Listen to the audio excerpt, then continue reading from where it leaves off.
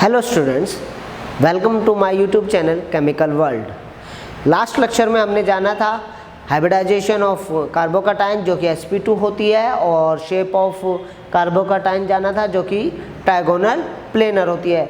एक exceptional case पढ़ा था हमने, उसमें ट्राइफिनाइल मिथाइल कार्बोकैटायन का, जिसमें जो कार्बोकैटायन है उसकी शेप प्रोपेलर शेप होती है 3 बेंजीन रिंग की वजह से, जो कि उसको आउट ऑफ प्लेन भेज देती है।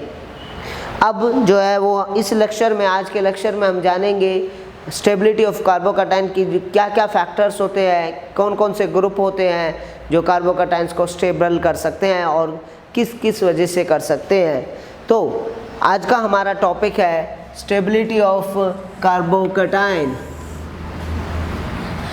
तो बेसिकली जो कि कार्बोकैटायन क्या होते हैं, पॉजिटिव चार्ज स्पीसीज होते हैं। तो ऐसे सभी एटम्स या ग्रुप्स जो कि इलेक्ट्रॉन डेंसिटी को बढ़ाएं कार्बोकैटायन पर, तो वो क्या करेंगे, उसको स्टेबलाइज करेंगे। या फिर ऐसे सभी ग्रुप्स जो इलेक्ट्रॉन डेंसिटी को घटाएं कार्बोकैटायन पर, वो उसको क्या करेंगे, डिस्टेबलाइज करेंगे। तो एक बात हम जान लेंगे कि इलेक्ट्रॉन रिलीजिंग ग्रुप जितने भी होते हैं, इलेक्ट्रॉन रिलीजिंग ग्रुप जितने भी होते हैं वो सारे प्लस आई इंडक्टिव इफेक्ट के कारण जो पॉजिटिविटी है उसको कम कर देते हैं कार्बोकैटायन की बाय सप्लाइंग इलेक्ट्रॉन डेंसिटी। तो इसी वजह से वो क्या करते हैं, स्टेबलाइज कर देते हैं किसको, कार्बोकैटायन को। वहीं पर इलेक्ट्रॉन विड्रॉइंग ग्रुप जो कि इंटेंसिफाई करते हैं या इंक्रीज कर देते हैं पॉजिटिविटी को by withdrawing the electron density, electron density को विड्रॉ करके, पुल करके अपनी तरफ, वो माइनस आई इंडक्टिव इफेक्ट की वजह से डिस्टेबलाइज कर देते हैं कार्बोकैटायन को। तो हमने जाना कि इलेक्ट्रॉन रिलीजिंग ग्रुप प्लस आई इंडक्टिव इफेक्ट के कारण पॉजिटिविटी को डिक्रीज करते हैं, जिसके कारण कार्बोकैटायन स्टेबल होता है। वहीं पर इलेक्ट्रॉन रिलीजिंग ग्रुप माइनस आई इंडक्टिव इफेक्ट के कारण पॉजिटिविटी को बढ़ा देते हैं, इसी वजह से वो डिस्टेबलाइज कर देते हैं कार्बोकैटायन को। अब जो है वो हम जानेंगे कि जो ऑर्डर है वो क्या होता है। तो सबसे पहले हम जानेंगे एल्काइल कार्बोकैटायन में स्टेबिलिटी का ऑर्डर। तो एल्काइल कार्बोकैटायंस में टर्सरी एल्काइल कार्बोकैटायन जो होते हैं वो सबसे ज़्यादा स्टेबल होते हैं, फिर सेकेंडरी, फिर प्राइमरी और फिर मिथाइल। तो अगर मैं बात करूँ टर्सरी मिथाइल कार्बोकैटायन की, तो CR1 R2 R3 ये पॉजिटिव चार्ज। तो 3 मिथाइल ग्रुप जो है वो प्लस आई इंडक्टिव इफेक्ट शो करेंगे।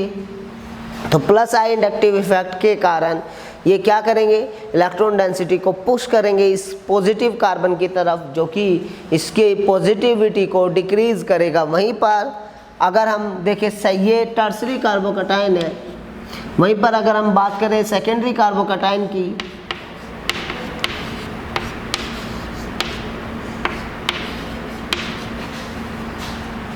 तो यहाँ पर 2 ही एल्काइल ग्रुप जुड़े हैं जो कि प्लस आई इंडक्टिव इफेक्ट की वजह से इस कार्बोकैटायन को स्टेबलाइज करेंगे।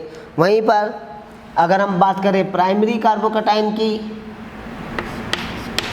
तो प्राइमरी कार्बोकैटायन में सिर्फ एक एल्काइल ग्रुप जुड़ा होता है, जिसकी वजह से वो सिर्फ एक एल्काइल ग्रुप ही प्लस आई इंडक्टिव इफेक्ट शो करता है। वहीं पर this one is secondary, this one is primary. वहीं पर अगर हम बात करें मिथाइल कार्बोकैटायन की, तो मिथाइल कार्बोकैटायन में कोई भी एल्काइल ग्रुप नहीं जुड़ा हुआ है, सिर्फ हाइड्रोजन है, तो यहाँ पर कोई प्लस आई इंडक्टिव इफेक्ट नहीं होगा। इसीलिए मिथाइल कार्बोकैटायन जो है वो लीस्ट स्टेबल कार्बोकैटायन है, और tertiary carbocation most stable alkyl carbocation है, क्योंकि इसमें 3 एल्काइल ग्रुप जुड़े हुए हैं जो कि प्लस आई इंडक्टिव इफेक्ट शो करते हैं। Now allyl carbocation, allyl carbocation में जो स्टेबिलिटी ऑर्डर होता है वो होता है टर्सरी एलाइल कार्बोकैटायन सबसे ज़्यादा स्टेबल, सेकेंडरी एलाइल कार्बोकैटायन उससे थोड़ा सा कम स्टेबल और प्राइमरी जो है वो उससे भी कम स्टेबल। एलाइल कार्बोकैटायन की स्टेबिलिटी जो है वो +R रेजोनेंस इफेक्ट से मेज़र की जाती है। CH3 CH double bond CH2 CH double bond CH2 plus, this is one is the allyl carbocation. और due to resonance effect this allyl carbocation is stable. तो allyl carbocation की जो stability है वो एक्सप्लेन की जाती है बाय रेजोनेंस इफेक्ट। तो टर्सरी में क्या होगा कि 2 हाइड्रोजन की जगह पर 2 एल्काइल ग्रुप जुड़ जाएंगे, सेकेंडरी में 1 एल्काइल ग्रुप और प्राइमरी में एक भी एल्काइल ग्रुप नहीं। This one is the primary allyl carbocation. This one is the primary allyl carbocation जो कि स्टेबल है तुम्हारा +R रेजोनेंस इफेक्ट से। इसके बाद अब बात करेंगे हम बेंजाइल कार्बोकैटायन की। बेंजाइल कार्बोकैटायन में जो स्टेबिलिटी ऑर्डर होता है वो टर्सरी सबसे ज़्यादा ट्राइफिनाइल मिथाइल कार्बोकैटायन, फिर डाइफिनाइल मिथाइल कार्बोकैटायन और फिर बेंजाइल कार्बोकैटायन और लीस्ट स्टेबल होता है benzyl phenyl carbocation. Phenyl carbocation least stable होने के पीछे इसका रीज़न है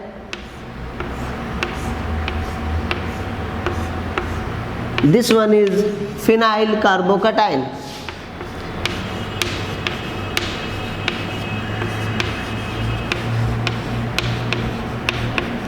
फिनाइल कार्बोकैटायन जो कि पॉजिटिव चार्ज यहाँ पर sp2 हाइब्रिडाइज्ड कार्बन पर है। This carbon is sp2 hybridised. तो sp2 हाइब्रिडाइज्ड कार्बन पर पॉजिटिव चार्ज जनरेट हो गया है, जिसके कारण जो फिनाइल कार्बोकैटायन है वो लीस्ट स्टेबल हो गया है। नाउ अब बात करेंगे कि एरोमेटिक और एंटी एरोमेटिक में कौन ज़्यादा स्टेबल होता है। तो एक बात हमेशा याद रखना, एरोमेटिक कार्बोकैटायन जो होते हैं वो ज़्यादा स्टेबल होते हैं नॉन एरोमेटिक कार्बोकैटायन में। अगर इनकी स्टेबिलिटी की बात करें, एरोमेटिक कार्बोकैटायन हमेशा एल्काइल कार्बोकैटायन से ज़्यादा स्टेबल होते हैं और एंटी एरोमेटिक लीस्ट स्टेबल होते हैं। उसके बाद साइक्लोप्रोपाइल मिथाइल कार्बोकैटायन जो कि सबसे ज़्यादा स्टेबल होता है। This one is primary cyclopropyl, this one is secondary propyl cyclopropyl carbocation, this one is tertiary cyclopropyl methyl carbocation. तो ये स्टेबिलिटी ऑर्डर है साइक्लोप्रोपाइल मिथाइल कार्बोकैटायन का। नाउ अब हम जानेंगे कि जो कार्बोकैटायंस हैं वो किन किन रिएक्शन में एज अ इंटरमीडिएट फॉर्म होते हैं। तो SN1 रिएक्शन में न्यूक्लियोफिलिक SN1 रिएक्शन मतलब न्यूक्लियोफिलिक सब्स्टिट्यूशन यूनिमोलिकुलर में carbocations as a intermediate form होते हैं। E1 reaction elimination unimolecular mechanism और रिएक्शन में जो है वो carbocations as a intermediate form होते हैं। या फिर जब हम इलेक्ट्रोफिलिक एडिशन करते हैं एल्कीन्स का या फिर एल्काइंस का, जब हम इलेक्ट्रोफाइल को ऐड कराते हैं तो वहाँ भी carbocation as a intermediate form होते हैं। तो आज की क्लास में हमने जाना कि कार्बोकैटायन की स्टेबिलिटी कैसे बढ़ाई जा सकती है या क्या क्या फैक्टर्स होते हैं उन जो अफेक्ट करते हैं स्टेबिलिटी को, और हमने जाना कि ऑर्डर ऑफ स्टेबिलिटी क्या होती है कार्बोकैटायंस की। एल्काइल कार्बोकैटायन में जाना, एलाइल कार्बोकैटायंस में जाना, बेंजाइल कार्बोकैटायंस में जाना, साइक्लोप्रोपाइल मिथाइल कार्बोकैटायंस में ऑर्डर को जाना। तो हमने ऑर्डर जान लिया, हमने कार्बोकैटायंस के बारे में जान लिया।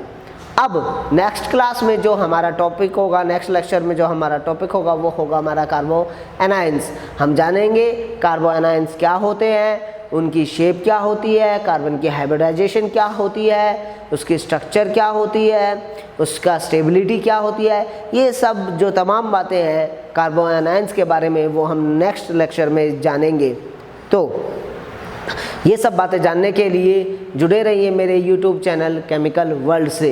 और हाँ, एक बहुत इम्पोर्टेंट बात, अगर प्यारे बच्चों तुम्हें ये वीडियो पसंद आई हो, मेरी ये वीडियो अच्छी लगी हो, मेरे पढ़ाने का तरीका अच्छा लगा हो, तो please subscribe my YouTube channel chemical world, और जिसमें मैं आगे भी बहुत सारी अच्छी अच्छी वीडियोस लेकर आऊँगा केमिस्ट्री से जुड़ी हुई, जिसमें हम जानेंगे कि केमिस्ट्री कितनी खूबसूरत है, क्या क्या हम केमिस्ट्री से जुड़े हुए कर सकते हैं, और इसमें हम कैसे अपने नीट, जेई मेंस और एडवांस की तैयारी कर सकते हैं, और सीबीएसई एग्ज़ाम्स की तैयारी कर सकते हैं। तो please subscribe my YouTube channel chemical world. Thank you.